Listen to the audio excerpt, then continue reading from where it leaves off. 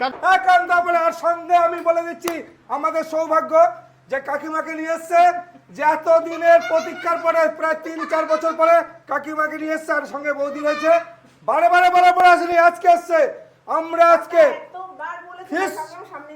ফিস কবিরাজি, আর সঙ্গে কি হবে? ঝরে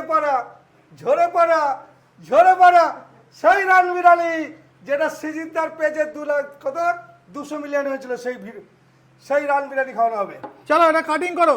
যে সালাডটা আমি কাটলাম সেটা আমি অলরেডি নিয়ে এসেছি। আচ্ছা, এটা গ্রিন স্যালাড। গ্রিন সালাডটা, আচ্ছা, এটা কি গরমের মধ্যে খুব লোকে পছন্দ একদম, করছে? একদম। আচ্ছা। এবার আমাদের ফিশ কবিরাজি, যেটা গঙ্গার ভেটকি।